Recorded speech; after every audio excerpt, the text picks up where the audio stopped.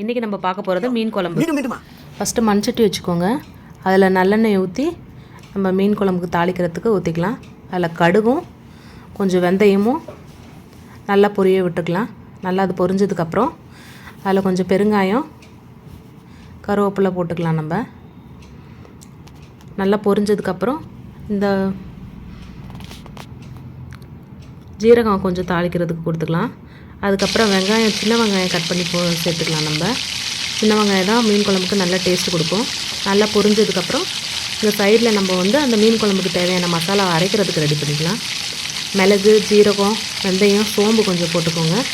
நல்லா லைட்டாக எண்ணெய் விடாமலே ஃப்ரை பண்ணி எடுத்துக்கலாம். நல்லா ஃப்ரை பண்ணிவிட்டு தேங்காயும் கொஞ்சம் கருவேப்பிலையும் சேர்த்துக்கலாம். ஃப்ரை பண்ணி ட்ரை ரோஸ்ட்டு தனியாக வச்சுக்கலாம். நம்ம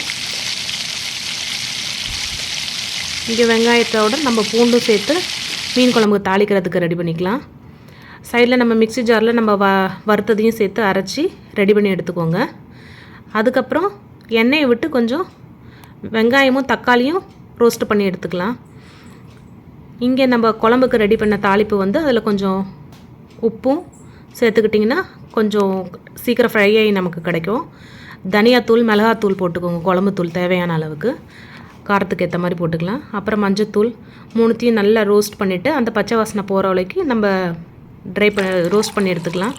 அதோட புளியை, நம்ம கரைச்சி வச்ச புளியை ஊற்றி நல்லா குழம்ப கொதிக்க விடலாம்.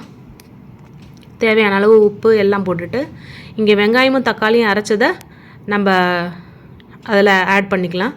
ஆட் பண்ணி நல்லா அந்த பச்சை வாசனை போகிற அளவுக்கு கொதித்ததுக்கப்புறம்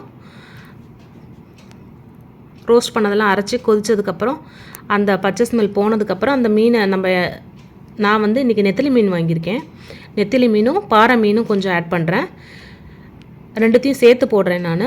நல்லா கொதித்து வந்தோடனே லாஸ்ட்டாக நம்ம மாங்காயும் கொஞ்சம் கொத்தமல்லியும் தூவி இறக்கிக்கலாம். குழம்பு நல்லா ரெடி ஆயிடும்.